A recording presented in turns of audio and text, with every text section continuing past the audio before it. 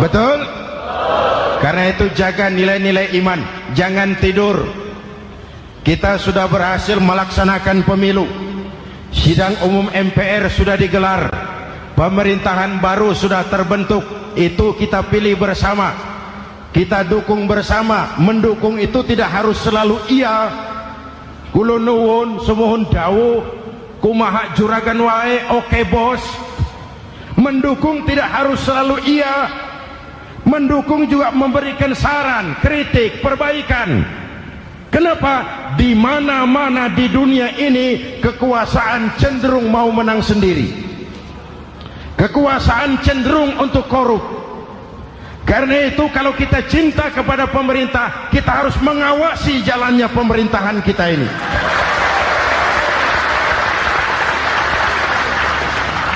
Pengalaman ketika Orde Baru berdiri, kita percaya, kita serahkan penuh, lalu kita tidur.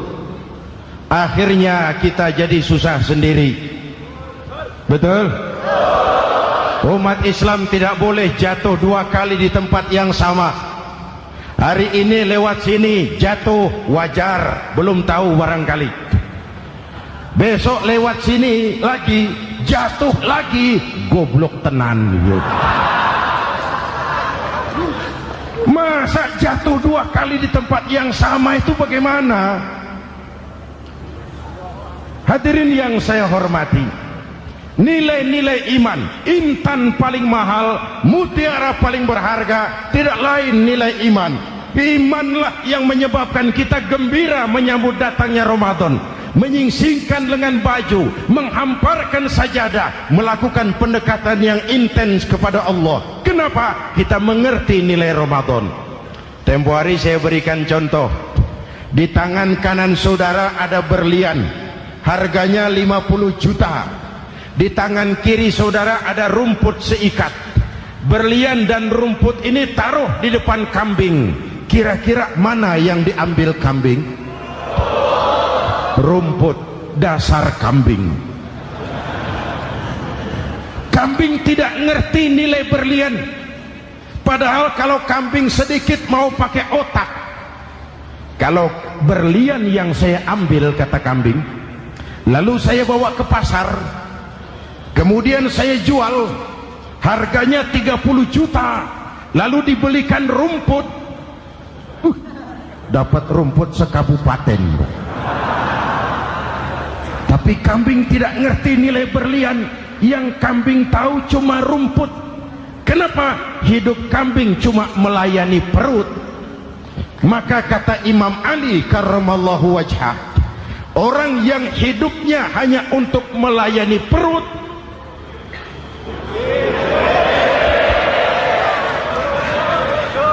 saudara yang ngomong ya, tanggung jawab. Saya kan cuma mulai, kenapa diterusin?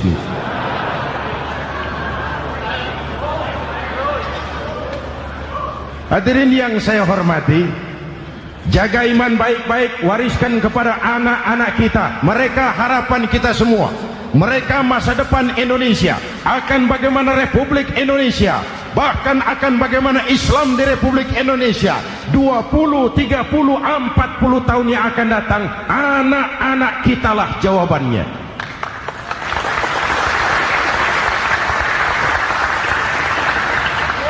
Mereka mau jadi apa, persilahkan, asal iman merupakan landasan hidupnya. Anak-anak kita boleh jadi jenderal asal jenderal beriman, boleh jadi pejabat, pejabat beriman, jadi pengusaha, pengusaha beriman. Kalau iman landasannya aman, jadi pengusaha, pengusaha beriman, insya Allah timbangannya tidak curang, ekonomi lancar, masyarakat tenang. Jadi petani, petani beriman, insya Allah tidak menggarap tanah yang bukan miliknya.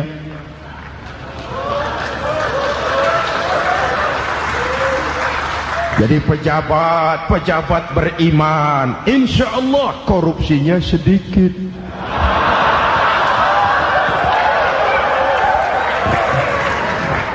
Jadi jenderal beriman, insya Allah berjuangnya bersama ulama, bukan nangkepi ulama.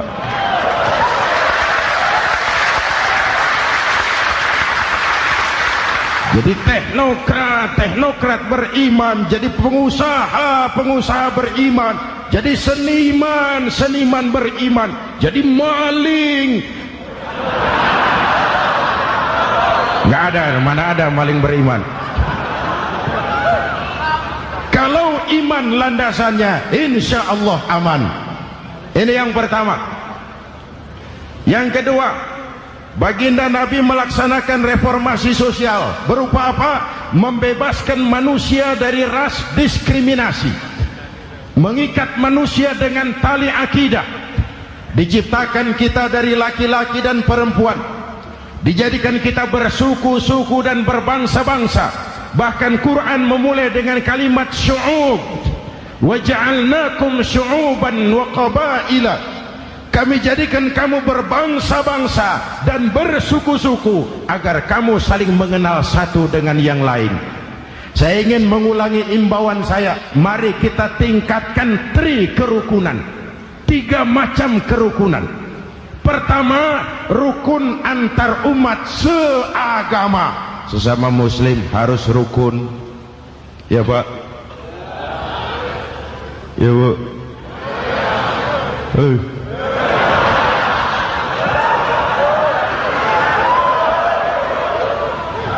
Malam ini saya tidak merasa sebagai tamu di sini. Saya hanya keluarga di tengah-tengah keluarganya.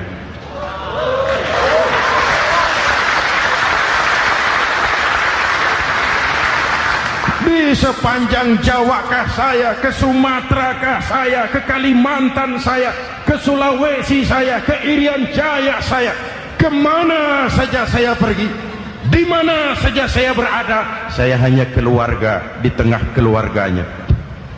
Sebagai muslim kita terikat akidah, sebagai bangsa kita punya komitmen, kita ingin bersatu nusa, satu bangsa, satu. Inilah kita. Hadirin yang saya hormati, rukun antar umat seagama. Hura-hura pemilu sudah lewat, ekses-eksesnya harus kita hilangkan. Boleh jadi kemarin-kemarin karena berbeda kaos sama teman gak teguran. Yang sudah, yang penting sekarang ke depan. Sudah capek kita rakyat diobok-obok. Sudah datang saatnya kita meluruskan saf, merapatkan barisan, menggalang semangat kebersamaan. Rukun antar umat seagama. Begitulah malam ini saya hadir di tengah keluarga sendiri. Yang mengikat kita apa? Akidah. Di masjid kita ditemukan, dan inilah simbol kehidupan umat. Tadi kita sholat isya dan tarawih di sini, menghadap ke arah yang sama, menyembah Allah Tuhan yang sama, melakukan gerak yang sama, membaca bacaan yang sama, dengan bahasa yang sama. Betul? Tapi kita datang dari segala penjuru. Kita datang dari sebelah lor, sebelah kidul, sebelah wetan, sebelah kulon. Di sini di masjid ini kita menghadap ke arah yang sama. Kita yang hadir di sini boleh jadi ada yang dari Sumatera, Kalimantan, Sulawesi, Irian Jaya, tapi kita adalah Indonesia. Jelas? Jelas? Saya sering kasih contoh, coba kalau sholat pakai bahasa masing-masing, ramai masjid, bingung malaikat. Ini Indonesia ramai karena tiap provinsi sholat pakai bahasa masing-masing. Kalau Riau bicara sendiri, Ambon bicara sendiri, Aceh bicara sendiri, Irian bicara sendiri, ramai masjid. Jelas? Jelas?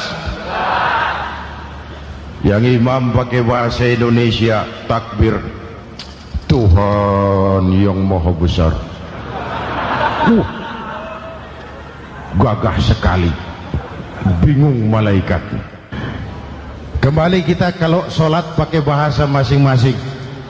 Betapa ramainya masjid, itu cermin dari bangsa yang tidak bisa menjaga kesatuan dan persatuan. Uni Soviet almarhum al-mal'un itu negara adidaya, negara adikuasa, bersama-sama dengan Amerika menjadi polisi dunia, tetapi kemudian dihantam oleh glasnost yang kebablasan. Gorbachev terpental, Soviet pecah jadi negara kecil berkeping-keping. Mimpi mengembalikan Soviet seperti dulu. Begitulah kalau kita biarkan benih-benih disintegrasi ini terus Gorbachev terpental, Soviet pecah jadi negara kecil berkeping-keping. Mimpi mengembalikan Soviet seperti dulu. Begitulah kalau kita biarkan benih-benih disintegrasi ini terus berkembang, tidak ada lem perekat, maka kita akan pecah berkeping-keping dan kita akan jadi satu bangsa yang kecil.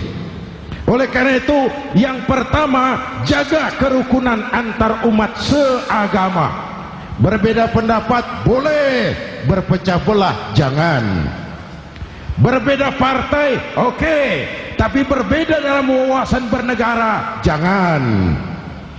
Jujur saja, saya kemarin musim pemilu itu sudah agak pesimis melihat, batin saya menjerit, ya Allah, kenapa umat jadi begini? Kenapa umat harus terkotak-kotak? Terlalu banyak partai-partai Islam waktu itu, 20 lebih. Begitu sidang umum MPR berjalan, saya mulai melihat titik optimisme.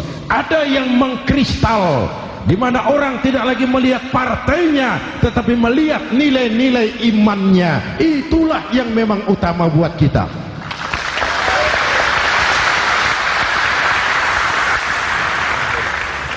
Ini yang pertama, rukun antar umat seagama. Yang kedua, rukun antar umat beragama. Beberapa hari yang lalu ada kejadian yang mengenaskan di Jakarta Timur, Cipayung. Peristiwa penyerbuan Yayasan Dolos. Hadirin yang saya hormati, kita tentu menyesalkan kejadian itu. Kita tidak bisa menyetujui tindakan main hakim sendiri. Kita berharap pemerintah bukan hanya bisa menangkap pelakunya, tapi juga yang tidak kalah pentingnya mengusut akar permasalahannya.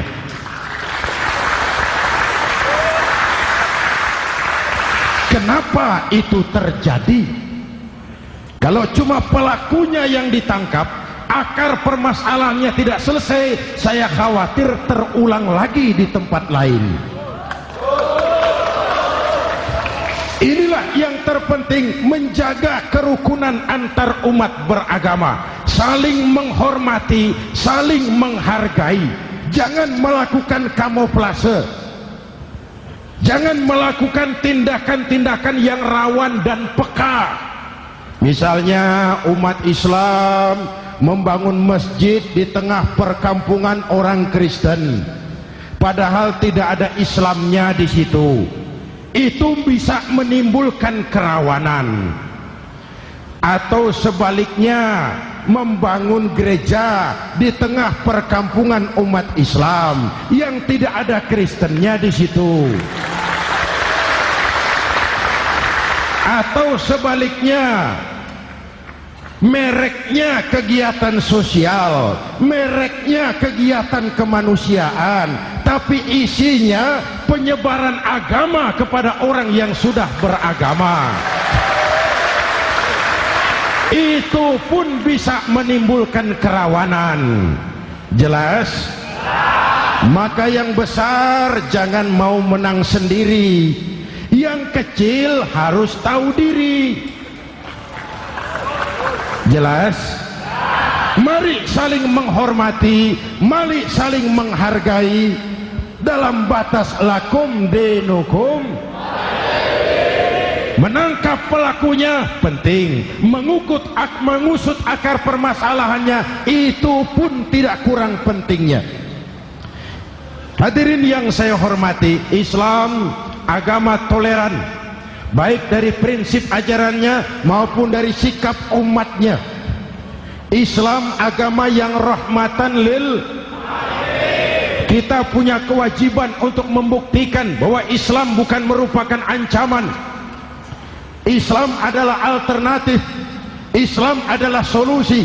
Islam bukan ancaman.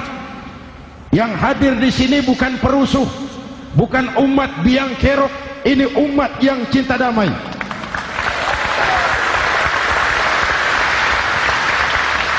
Ini umat yang tidak pernah mencari-cari musuh, tapi juga tidak akan pernah lari kalau bertemu musuh.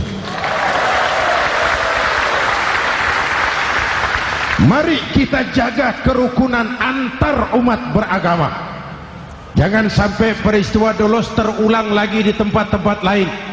Saling menghargai, saling menghormati. Jangan main hakim sendiri, tapi juga jangan mau menang sendiri. Hadirin yang saya hormati, dengan menjaga kerukunan antar umat beragama, akar keutuhan kita sebagai bangsa semakin terpelihara. Lalu yang ketiga, rukun antar umat beragama dengan pemerintah. Tadi kita sholat di sini ada imam, ada makmum, betul? Kalau makmum siapa saja boleh, Mas. Tidak ada pemilihan makmum. Fikih itu ketat kalau sudah memilih imam. Ini makmum siapa saja. Pak, itu orang pemabuk itu, boleh jadi makmum. Suka mencuri, Pak, boleh jadi makmum. Bacaannya tidak fasih, boleh jadi makmum. Ketinggalan satu rakaat, boleh jadi makmum. Tapi tidak tiap orang boleh jadi imam. Kenapa? Imam mau mimpin orang banyak. Kalau dia bodoh, bagaimana nasib makmumnya?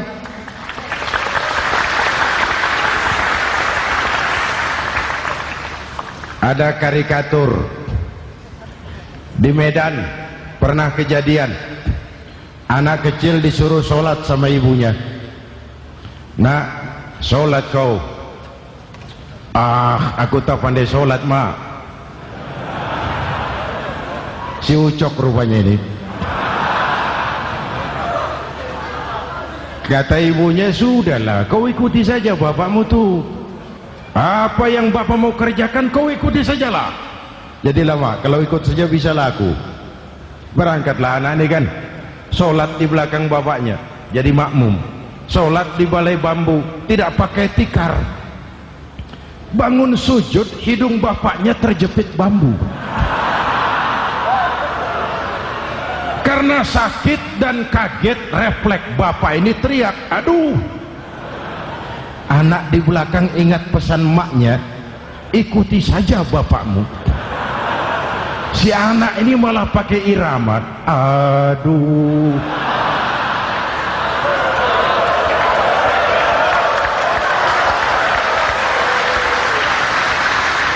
Lah, ada yang lebih gendeng lagi. Mendengar anaknya mengaduh, bapaknya menoleh ke belakang. Kata bapaknya, kau kejepit juga, Cok, katanya. Sholat jadi ngobrol. Kalau makmum dan imam sama bodohnya, rusak sholat ini.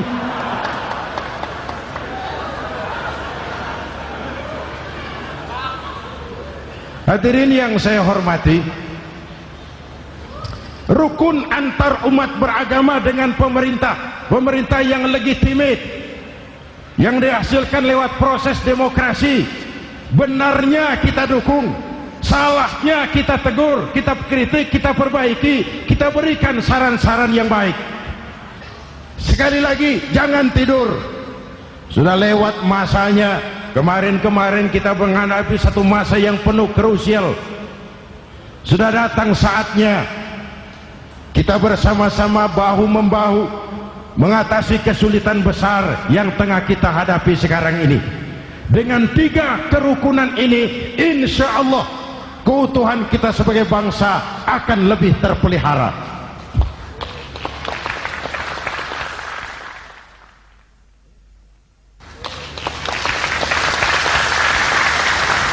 Ini reformasi kedua. Dalam konteks kita sekarang menjaga semangat kebersamaan. Saya sering mempopulerkan di masyarakat kita, umat Islam bangsa Indonesia seperti 5 jari ini. Kalau kompak, apa yang tidak terpegang? Tapi kalau berpecah belah, apa yang mau dipegang? Yang ini namanya ibu jari. Umaro ini, pemerintah. Kerja apa saja kalau sudah diginikan pemerintah, lumayan. Diginikan kiamat, Mas. Legalitas. Umaro. Yang ini telunjuk, alat untuk menunjuk. Ini orang yang punya uang, orang kaya, para pengusaha, investor. Kita perlu untuk memulihkan roda perekonomian kita. Di mana-mana kalau orang sugih nunjuk, lancar urusan, Pak. Coba kita yang melarat nunjuk-nunjuk ini, nggak laku. Makanya kata orang, serba salah jadi orang susah, tapi lebih susah jadi orang serba salah. Serba salah jadi orang susah, tapi lebih susah jadi orang serba salah. Telunjuk. Yang ini jari tengah lah ini. Di tengah dia, ke kanan tidak, ke kiri tidak. Milik semua golongan ini, netral. Siapa ini? TNI. Siapa ini? Cendekiawan. Siapa ini? Ulama idealnya ini. Milik semua, tidak kemana-mana tapi ada di mana-mana. Nggak bisa diajak suitan ini. Ulama idealnya ini. Milik semua, tidak kemana-mana tapi ada di mana-mana. Nggak bisa diajak suitan ini. Nggak ada anak-anak main kelereng suitnya begitu, itu nggak ada.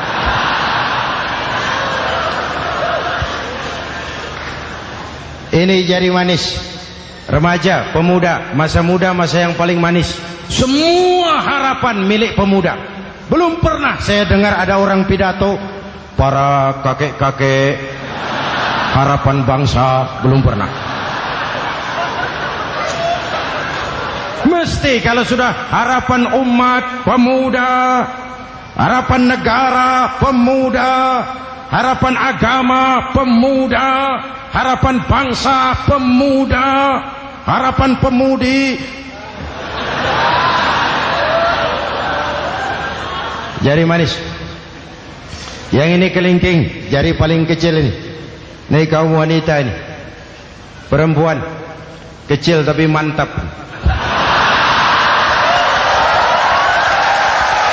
Masya Allah. Ini ibu jari ini besar ini. Sweet ketemu kelingking, kalah ibu jari ini. Di mana-mana kekuasaan sering kalah sama perempuan.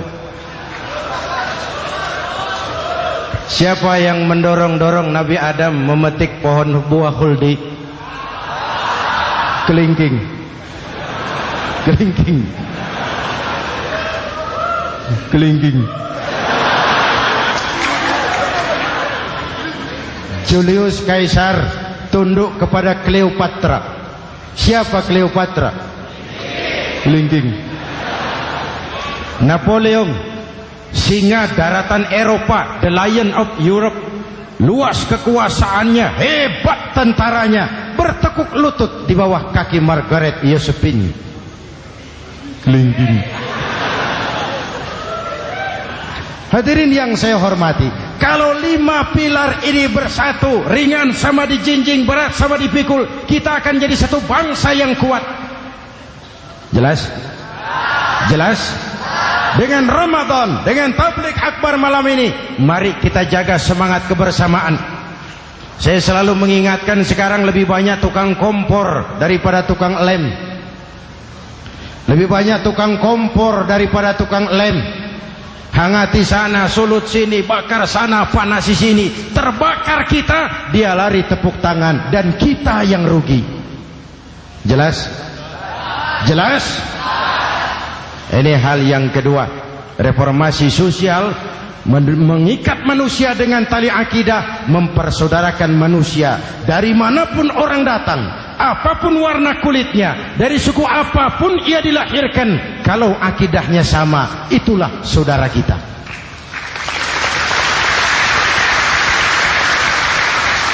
Kembangkan terus kerukunan antar umat seagama, antar umat beragama, dan antar umat beragama dengan pemerintah. Muslim bagaikan satu tubuh. Jikalau yang satu sakit, yang lain ikut merasakan sakit. Muslim bagaikan sebuah bangunan, yang satu sama lain harus saling memperkuat. Ada yang jadi tiang, tentu. Ada yang jadi pintu, memang. Ada yang jadi genteng, iya. Tapi satu sama lain harus saling memperkuat. Tidak bisa genteng ngomong sama tiang. Kata genteng, saudara tiang, kamu sih enak. Saya setengah mati, kata genteng. Hujan kehujanan, panas kepanasan, kadang-kadang anak-anak nakal saya dilontari batu, kata genteng. Yang jadi tiang ngomong lagi, kata tiang, saudara genteng, jangan sembarangan kalau ngomong. Kamu kira kamu bisa nongkrong di atas? Itu gara-gara siapa, genteng? Aku yang topang dari bawah, kata tiang. Kamu jadi anggota DPR, jadi anggota MPR, jadi pejabat, kami rakyat yang angkat.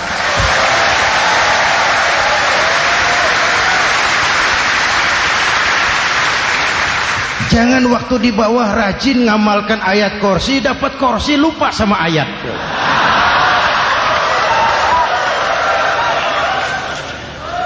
Mari ringan sama kita jinjing, berat sama kita pikul, duduk ya kita sama rendah, berdiri kita sama tegak. Tidak ada warga negara kelas 1 di Republik ini. Ini reformasi kedua. Yang ketiga, reformasi menegakkan keadilan, menyelamatkan manusia dari kezaliman. Sebelum Islam datang, sebelum Rasul datang, manusia dibedakan oleh hartanya, manusia dibedakan oleh warna kulitnya, manusia dibedakan oleh keturunannya. Beliau dengan tegas mengajarkan, innallaha la yanzuru ila suwarikum wala ila amwalikum walakin yanzuru ila qulubikum wa a'malikum. Allah tidak melihat potonganmu, Allah tidak melihat hartamu. Yang Allah lihat itu hatimu dan amal perbuatan.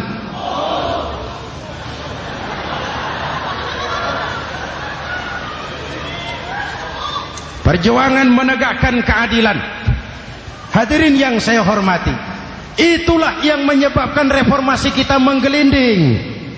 Menuntut keadilan, baik keadilan di bidang politik, keadilan di bidang ekonomi, keadilan di bidang hukum. Nabi pernah mengingatkan, hakim, kata Nabi, itu ada 3 macam. Al-qudatu salasatun. Hakim ada 3 macam.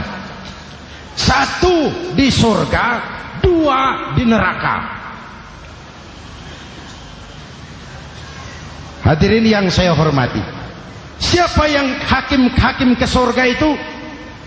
Ada hakim yang tahu tentang kebenaran, lalu siap melaksanakan kebenaran itu, menghukum dengan kebenaran apapun resikonya, walaupun dimusuhi atasannya, walaupun bertentangan dengan nuraninya, karena itu orang yang dia sukai, tapi dia tetap melaksanakan hukum. Hakim yang mengerti tentang kebenaran sesuatu lalu melaksanakan hukum dengan kebenaran itu yang akan sampai ke surga.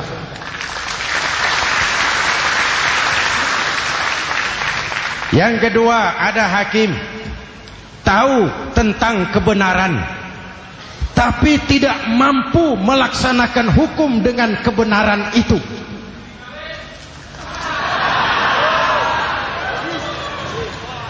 Tahu sesuatu itu benar, tetapi tidak punya nurani untuk membela kebenaran, mengetahui kebenaran tapi tidak berdaya untuk memperjuangkan kebenaran, akhirnya hukum dikebiri, yang salah jadi benar, yang benar jadi salah.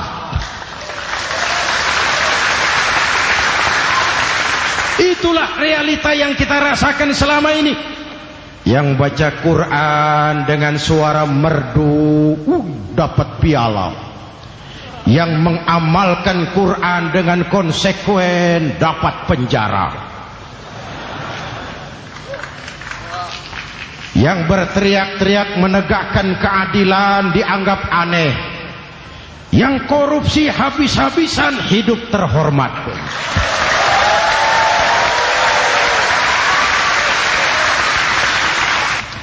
Jadi yang kedua tadi hakim yang tahu kebenaran tetapi tidak mampu melaksanakan hukum sesuai dengan kebenaran, diperkosanya kebenaran, ditekannya hati nuraninya, sehingga ini yang mengakibatkan terlukanya perasaan keadilan.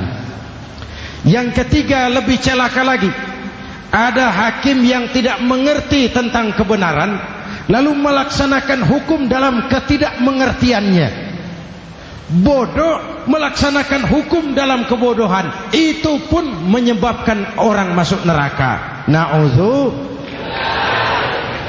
Hadirin yang saya hormati, reformasi yang dilaksanakan Rasul berjuang menegakkan keadilan setelah membebaskan manusia dari ras diskriminasi. An-nas kulluhum li Adam wa Adam min turab, la fadla li Arabiyyin ala ajamiyyin illa bittaqwa. Seluruh manusia berasal dari Adam. Adam diciptakan dari tanah, dan tidak ada kelebihan Arab dengan yang bukan Arab kecuali dengan takwanya. Nah, saya masih ingat sebuah cerita. Mau dengar? Mau dengar? Pada waktu Umar bin Khattab radhiyallahu anhu menjadi khalifah, menjadi Amirul Mukminin, itu yang jadi gubernur di Mesir adalah Amr bin As. Satu saat Amr bin As ingin mendirikan masjid, tapi tanah lokasi masjid itu milik orang Yahudi, ada gubuk di situ. Dipanggil Yahudi ini oleh Amr bin As, saudara Yahudi, iya. Itu rumahmu ya? Iya. Sudah tahu belum? Belum.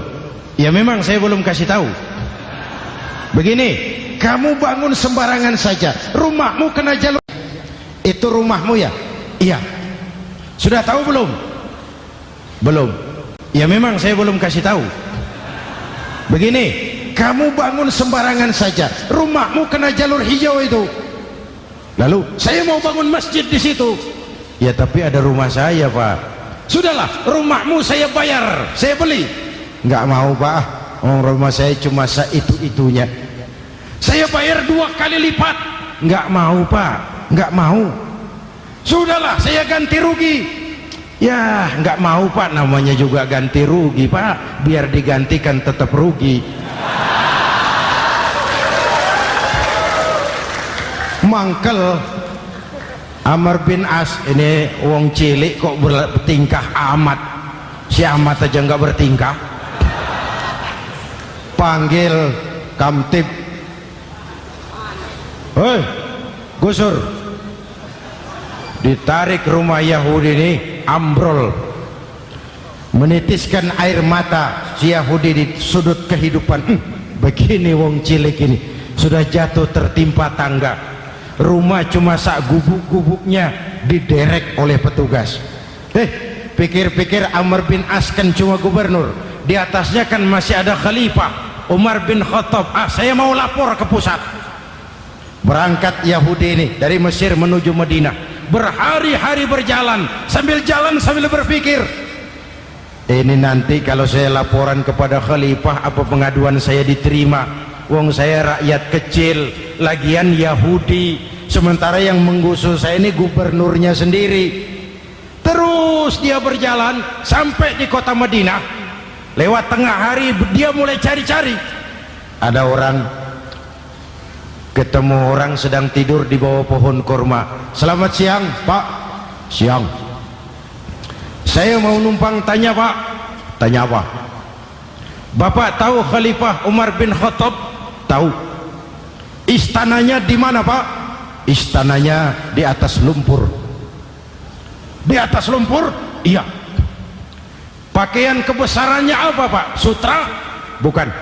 Pakaian kebesarannya malu dan takwa. Pengawalnya banyak Pak? Banyak. Berapa peleton? Pengawalnya yatim, orang jompo, kelompok mustadafin, orang-orang lemah, janda-janda tua.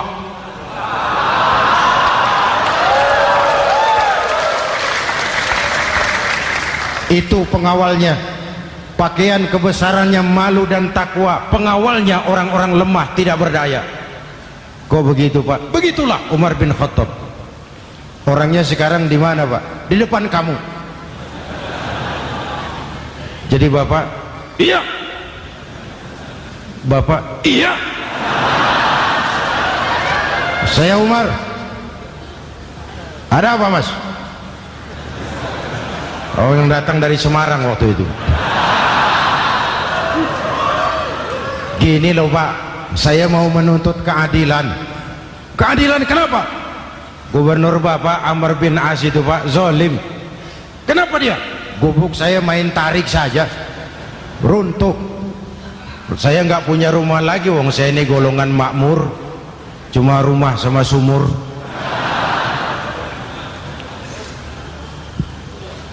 Lalu untuk apa? Katanya dia mau bangun masjid di situ Pak. Dipaksanya rumah kamu ditarik sampai runtuh. Iya. Yahudi? Ya Pak. Itu ada tempat sampah ya. Betul Pak. Di situ banyak tulang unta. Coba kau cari satu tulang unta bawa ke sini. Bingung Yahudi. Pak, saya jauh-jauh dari Mesir ke sini ini mau cari keadilan. Kalau tulang unta di Mesir juga banyak Pak. Sudahlah, kau ambil saja tulang itu. Berangkat Yahudi penuh tanda tanya, ambil sebuah tulang unta, diberikan kepada Khalifah Umar bin Khattab. Tulang ini diambil, Umar hunus pedangnya, dengan ujung pedang dibuat garis lurus di atas tulang unta itu. Rat. Selesai. Yahudi? Iya Pak. Sekarang kau kembali ke Mesir, serahkan tulang ini kepada Umar bin Amr bin As. Makin bingung Yahudi. Jauh-jauh datang kemari kira mau dapat keadilan, cuma dapat tulang. Ya sudahlah, namanya wong cilik, berangkat dia pulang ke Mesir. Berhari-hari sampai di Mesir. Pak Gubernur, ya lapor. Ada apa Yahudi? Saya dari pusat. Loh, kamu dari Madinah? Iya Pak. Ngapain sih kamu ke sana-sana? Nuntut keadilan. Kamu bertemu Khalifah? Ketemu Pak. Terus tulang.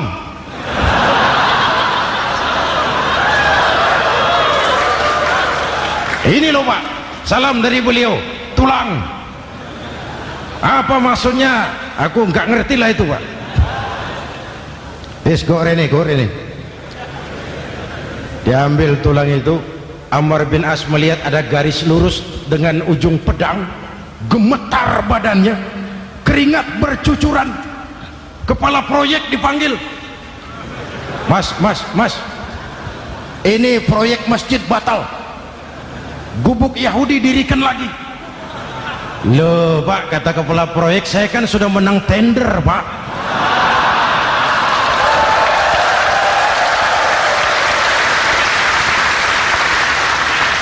Wes, gak ada urusan, sampean mau menang mau kalah tender, proyek batal. Itu gubuknya Yahudi dirikan lagi. Yahudi makin bingung. Ada gubernur dapat tulang gemeter. Pak Gob, ya, sebenarnya apa yang terjadi? Apa-apa. Kamu sedikit-sedikit main pusat.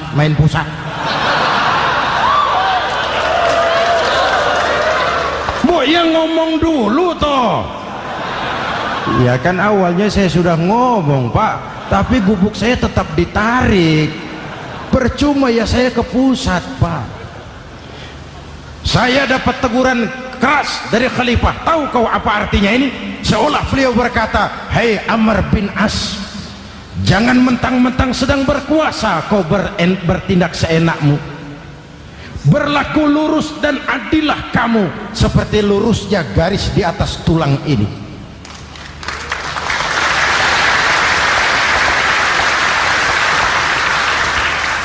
Kalau kau tidak lurus, kalau kau tidak berlaku adil, aku yang akan meluruskanmu dengan pedangku. Itu bahasa simbolik. Siapa yang gak gemeter? Kamu. Pusat. Wedus. Ya ini nek coro kita. Oh Pak, kalau begitu Islam adil ya Pak? Adil. Jadi saya menang Pak? Menang kamu. Padahal saya Yahudi. Tapi menang ya? Menang. Pak sudahlah kalau begitu Pak. Bagaimana? Itu gubuk saya ambil saja Pak. Tanah-tanahnya gubuk-gubuknya Bapak ambil. Silahkan kalau mau dibangun masjid. Tidak cuma sekedar itu Pak. Mulai hari ini Bapak dengarkan, asyhadu an la ilaha illallah wa asyhadu anna muhammadar rasulullah.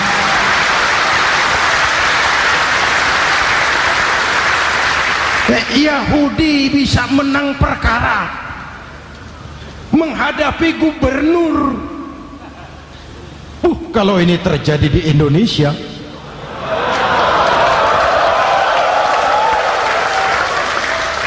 amin.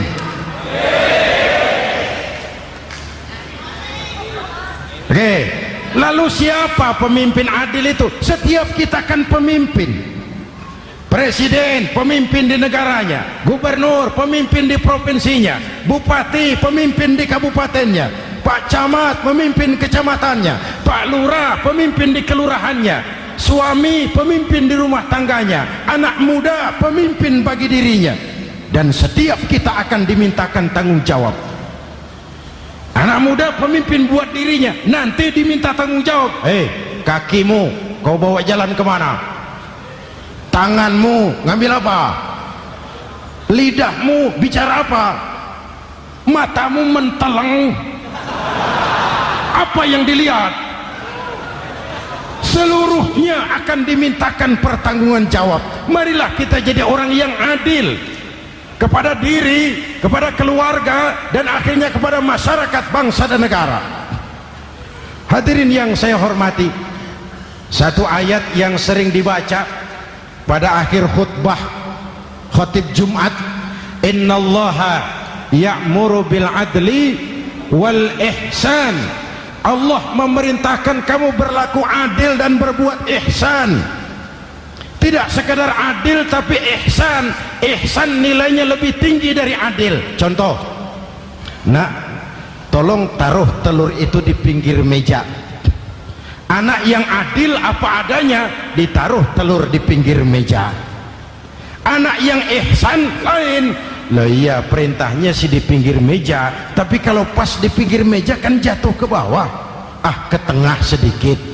Ini ihsan. Oleh karena itu, mari perjuangan menegakkan keadilan. Perintahnya sih di pinggir meja, tapi kalau pas di pinggir meja kan jatuh ke bawah, ke tengah sedikit. Ini ihsan. Oleh karena itu, mari perjuangan menegakkan keadilan masih panjang. Jalannya tidak lurus, bertabur bunga, menanjak, menurun, banyak onak dan duri. Namun seperti yang dikatakan seorang tokoh, masih Napoleon, kalau ada 1000 orang penegak keadilan, saya satu dari yang 1000 itu. Kalau ada 100 penegak keadilan, saya juga satu dari yang 100 itu. Kalau ada 10 orang menegakkan keadilan, saya juga satu dari yang 10 itu. Kalau hanya 1 orang yang menegakkan keadilan, maka sayalah yang 1 itu.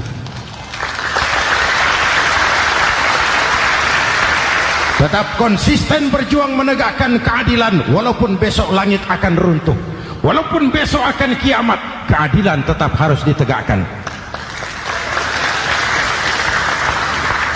Ini reformasi yang ketiga, menegakkan keadilan, mengayomi masyarakat dengan hukum yang tegas.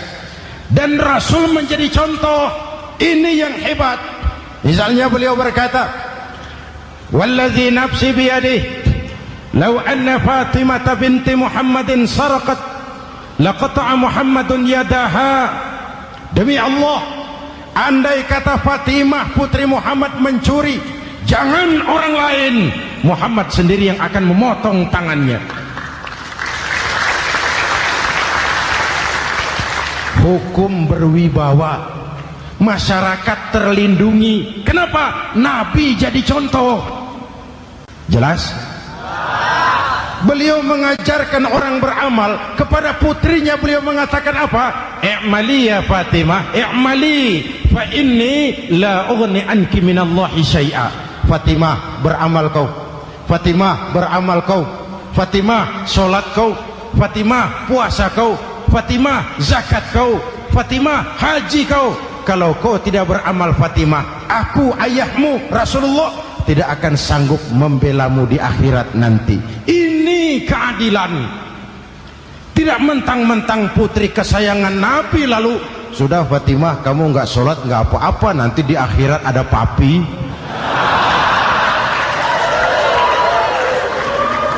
Jauh dari semangat nepotisme.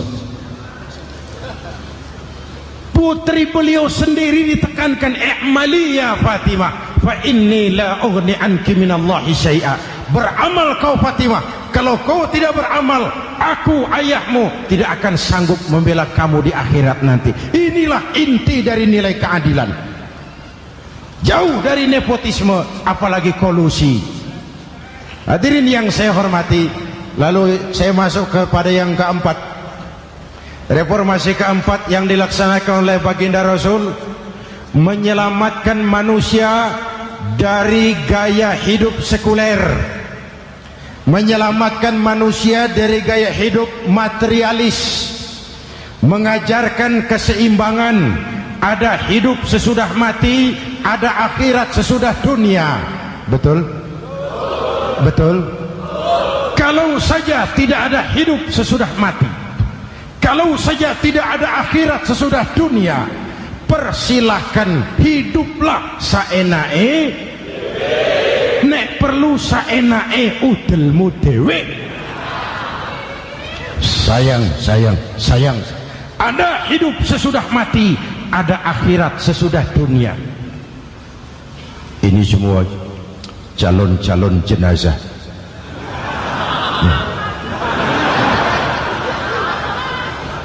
Calon lurah belum tentu jadi lurah. Calon gubernur, yang antri panjang. Calon menteri, mimpi.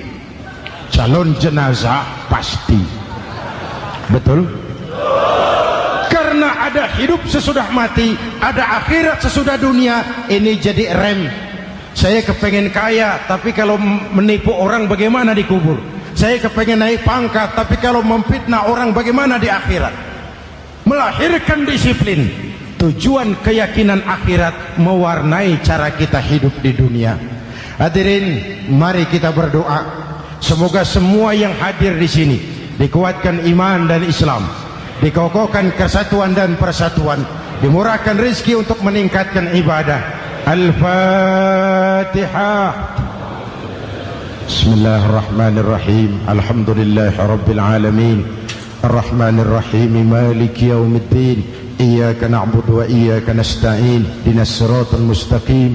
Siratal ladzina an'amta 'alaihim ghairil maghdubi 'alaihim waladdallin. Amin.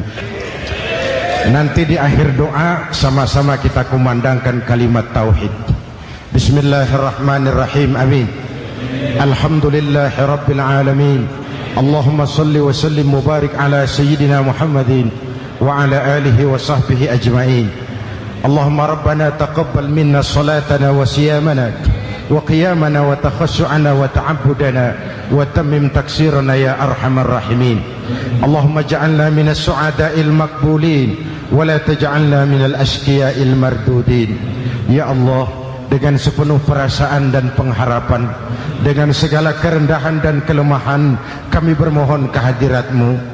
Tautkan hati kami bangsa Indonesia, satukan langkah kami untuk menata hari esok yang lebih baik. Karuniakan kami pemimpin-pemimpin yang takut kepadamu dan sayang kepada kami. Berikan mereka kekuatan zahir dan batin untuk membawa kami rakyat dan bangsa Indonesia keluar dari kesulitan besar ini menuju masyarakat yang adil dalam kemakmuran dan makmur dalam keadilan di bawah naungan ridha-Mu. Ya Allah, selamatkan kami dari perpecahan, selamatkan kami dari pertikaian, selamatkan kami dari bahaya kemunkaran dan kezaliman. Rabbana hab lana min azwajina wa dhurriyyatina qurrata a'yun waj'alna lil muttaqina imama. Afdalu ma qultuhu ana wan nabiyyuna min qabli.